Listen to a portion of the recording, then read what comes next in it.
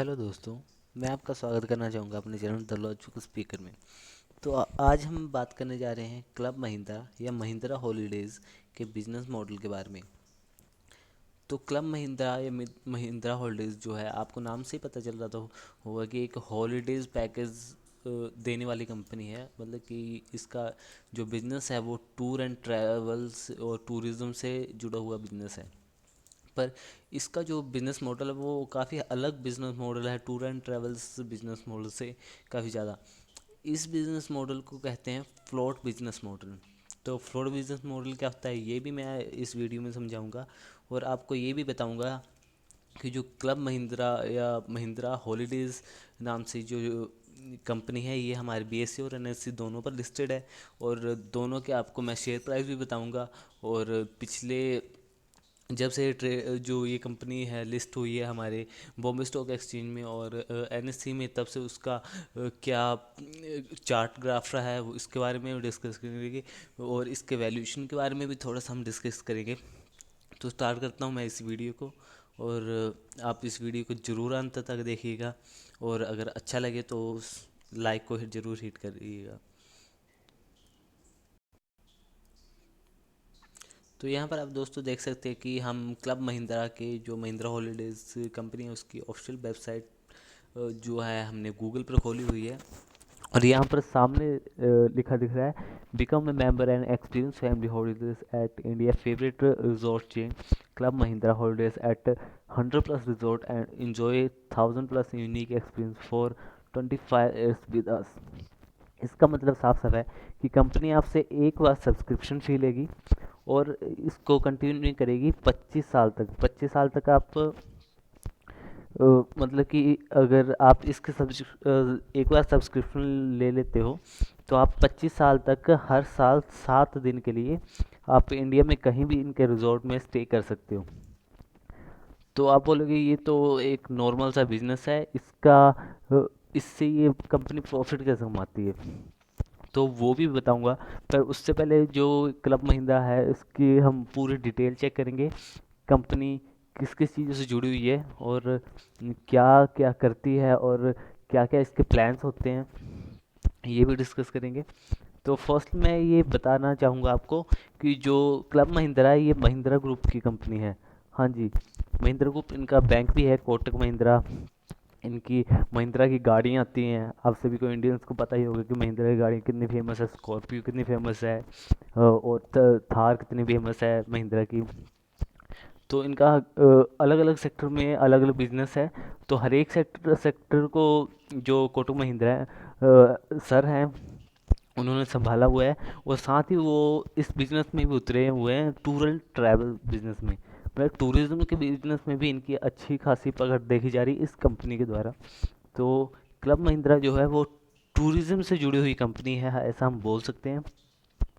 तो अब इसके हम कंपनी के परफॉर्मेंस चेक करते हैं और देखते हैं कि कंपनी का जो लास्ट फ्यू ईयर से जब से लिस्टेड है तब से परफॉर्मेंस कैसा रहा है, और उसके बाद इस कंपनी के बारे में और कुछ भी जानेंगे। तो मैंने ये कोटक महिंद्रा सॉरी महिंद्रा होल्डर्स का एक चार्ट आपको डिस्प्ले किया है, जिसमें आप देख सकते हैं कोटक महिंद्रा आज जो अच्छी अच्छा बिजनेस कर रहा है। साथ में अगर हम इसके मैक्सिमम चार्ट को देखेंगे तो मैक्सिमम चार्ट हमें थोड़ा सेटिस्फाइड लगा, क्योंकि ये एक साइन वेव की तरह चल रहा है। यहाँ से देखेंगे तो काफ़ी वोलेटाइल स्टॉक है, ऐसा हम कह सकते हैं। पर फिर भी जो टूरिज़्म का बिजनेस है इंडिया में आने वाले कुछ सालों में बहुत ही अच्छा परफॉर्मेंस देने वाला है, ऐसा हम कह सकते हैं। क्योंकि इंडिया एक डेवलपिंग कंट्री है, जो हमारे टूरिज़्म से जुड़े हुए जितने भी हमारे क्षेत्र हैं उन सब में जो है डेवलपमेंट की जा रही है। तो जैसे जैसे वो डेवलप होंगे वैसे वैसे जो अदर कंट्री से टूरिज़्म के लिए या हमारे अपने कंट्री के लोग जो एक स्टेट से दूसरे स्टेट में घूमने के लिए जाते हैं, ट्रैवलिंग करते हैं, टूरिज़्म ट्रैकिंग पर जाते हैं, उन सब के लिए एक अच्छा स्कोप है कि वो जो कोटक महिंद्रा है उनकी सब्सक्रिप्शन ले। तो ये एक अच्छा बिजनेस साबित हो सकता है आने वाले कुछ सालों में, क्योंकि जब से कंपनी 2010 से स्टार्ट है, तो 10 से काफ़ी वोलेटाइल हमें देखने को मिल रही है यहाँ से। तो फिर भी चलो, अ,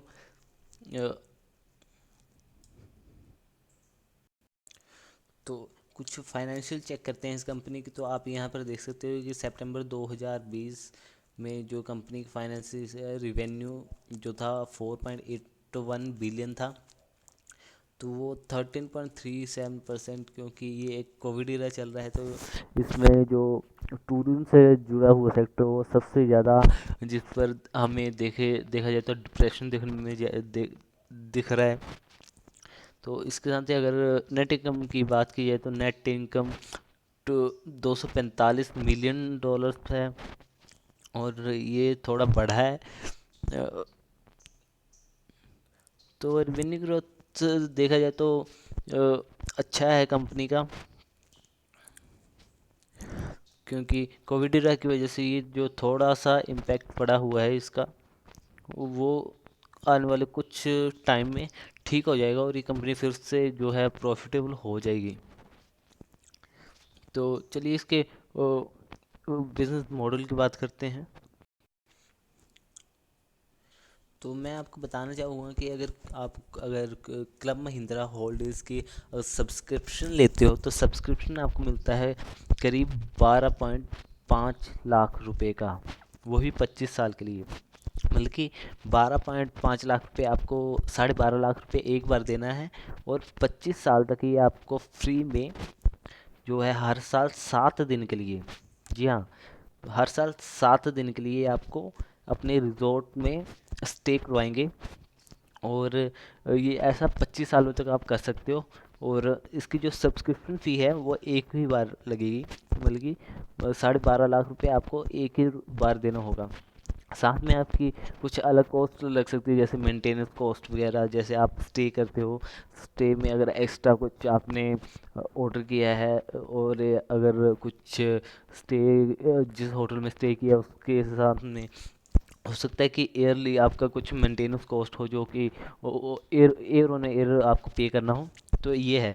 तो अगर टोटल इनकम की बात की जाए, अगर पर पर्सन अगर ये मेंबरशिप लेता है, अगर मान लो 10 लाख रुपए उसने मेंबरशिप का दिया, वैसे तो 12.5 लाख रुपए है इसकी मेंबरशिप, पर फिर भी हम अगर राउंड फिगर में कैलकुलेटेड करने अगर बैठे हैं कि अगर टोटल इसका बिजनेस मॉडल को अगर मैं समझाऊं, तो 12.5 लाख रुपए को ना लेके अगर हम 10 लाख रुपए पर पर्सन लेते हैं, तो 10 लाख रुपए अगर पर पर्सन लेते हैं, अगर हमने और इनके मेंबरशिप 1,000 लोगों ने ली हुई है, तो यहाँ पर सीधा सीधा आप देख सकते हैं कि 1,000 गुना 10, मतलब कि 10,000 लाख रुपए इनके पास आ गए। ठीक है, 10,000 लाख का मतलब है 100 करोड़ रुपए।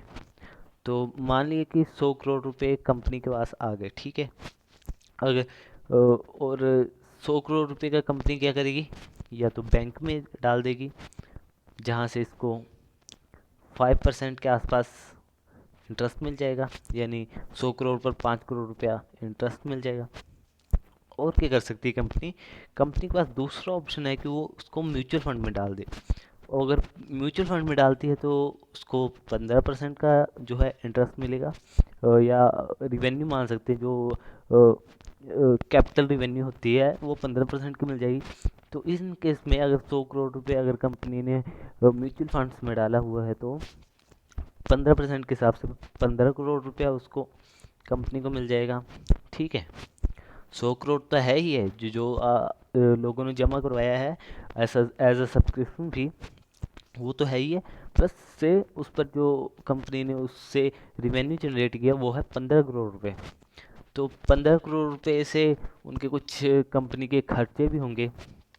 उसको मान लीजिए कि 2 करोड़ रुपए कंपनी को एम्प्लॉय वगैरह के लिए, या अपनी जो भी मेंटेनेंस कॉस्ट है उसको करने के लिए खर्च हुए, तो उनके पास सिर्फ जो जनरेटेड इनकम है उसमें से बचे हुए 13 करोड़। 13 करोड़ में से 3 करोड़ इन 1,000 लोगों को स्टे करवाने में या इनके फूड वगैरह टूरिस्ट को लेके और खर्च हुए, तो बनते हैं 10 करोड़ रुपए। तो 10 करोड़ में से फिर भी अगर 5 करोड़ अदर खर्च डेप्रिसिएशन वगैरह जो भी होटल रिजॉर्ट की डेप्रिसिएशन वगैरह मान के चलें, तो फिर भी कंपनी के पास बचते हैं 5 करोड़ रुपया पर ईयर। ये यहाँ पर मैं लिख देता हूँ, 5 करोड़ रुपया पर ईयर बचता है पर 1,000 लोगों पर। वो भी हम ये राउंड फिगर में लेके चलेंगे क्योंकि सब्सक्रिप्शन फी के कंपनी के 12.5 लाख रुपए है और हमने 10 लाख रुपए से कैलकुलेट की, वो भी 1,000 लोगों की कैलकुलेट की है। इसमें मैंने वो मेंटेनेंस कॉस्ट भी नहीं डाला जो कंपनी अलग से एयर ऑन एयर लेती है, ठीक है। तो आप ये समझ रहे होंगे, मेरे को आशा है कि इस बात को समझ रहे होंगे कि कंपनी के अदर कॉस्ट भी कंपनी चार्ज करती है। मैं सिर्फ सब्सक्रिप्शन फी से कंपनी की जो नेट इनकम है उसको आपको बता रहा हूँ, ठीक है। तो 5 करोड़ रुपया पर 1000 जो उनके कस्टमर हैं उनसे बचते हैं। तो कंपनी के पास मिनिमम 50,000, मैं मान के चलता हूँ कि मिनिमम 50,000 कस्टमर तो होंगे ही होंगे, ओके, राइट है।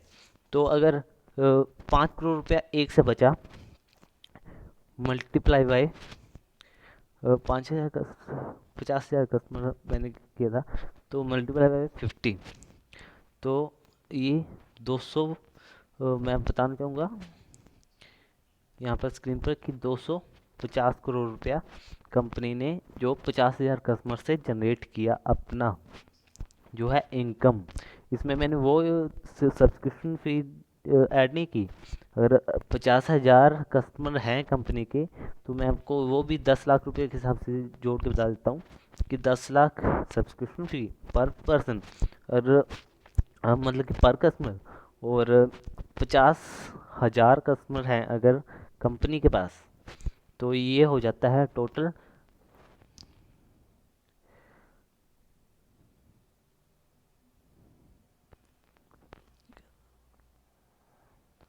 5 लाख करोड़ रुपए। समझ रहे हैं इस बात को? सॉरी, ये हो जाता है 500 करोड़ रुपए, ठीक है। तो आपको मैं बताना चाहूँगा, तो कंपनी ने 500 करोड़ रुपए जो जनरेट किया वो किया अपने कस्टमर बेस से। 50,000 कस्टमर को हम लेके चले, ठीक है, प्लस उसको 250 करोड़ इनकम हो गई अलग से। सॉरी, 5,000 करोड़ वो था, और तो ये आ गया टोटल। अगर इनकम की बात की जाए तो कंपनी को पर ईयर इनकम हुई 250 करोड़, और कंपनी जो है हर साल नए कस्टमर भी जुड़ते होंगे। तो मान के चलो कि हर एक साल अगर 1,000 कस्टमर भी जुड़ता है क्लब महिंद्रा से, तो 1,000 कस्टमर का फिर से 100 करोड़ बन जाता है। तो 100 करोड़ प्लस 250 करोड़ जो उसने जो पुराने कस्टमर से जनरेट की हुई इनकम है, तो 350 करोड़ के आसपास जो है कंपनी का नेट प्रॉफिट ईयरली जो है, आप मान के सकते हो कि अच्छा खासा प्रॉफिट बच जाता है। तो ऐसा नहीं है कि कंपनी, हो सकता है जो ये सारे जो सब्सक्रिप्शन फी से जनरेटेड हुआ पैसा है ये जो है म्यूचुअल फंड में, कंपनी के पास म्यूचुअल फंड से भी बेस्ट ऑप्शन है कंपनी के पास, जो क्योंकि जो फाइनेंशियल इंस्टीट्यूशन होते हैं जिनके पास बहुत सारा पैसा होता है उनके लिए म्यूचुअल फंड से बेस्ट ऑप्शन होते हैं जो है अपने पैसे को इन्वेस्ट करने के।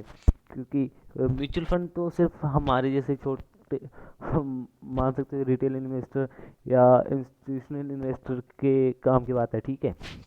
क्योंकि ऐसी कंपनी के पास जो जिनकी मैनेजमेंट इतनी अच्छी है, इनके पास जो है इन्वेस्टमेंट करने के लिए जो इनके पास मैनेजर्स होते हैं वो काफ़ी ज़्यादा क्वालिफाई होते हैं और उनको बेस्ट ऑप्शन पता होता है जो कंपनी के पैसे को इन्वेस्ट करने के लिए। तो मैं आशा करता हूँ कि आपको फ्लोट जो बिजनेस मॉडल है जो क्लब महिंद्रा का है उसके बारे में थोड़ी सी जानकारी मिली होगी। तो मेरा इस वीडियो बनाने का मकसद पूरा हो जाएगा शायद से। अगर आपको अच्छा लगा होगा तो प्लीज़ लाइक करना और सब्सक्राइब भी कर देना यार, बहुत मेहनत लगती है वीडियो बनाने में। सो थैंक यू, मिलेंगे नेक्स्ट वीडियो में। तब तक के लिए अलविदा कहना चाहूँगा आप सबको।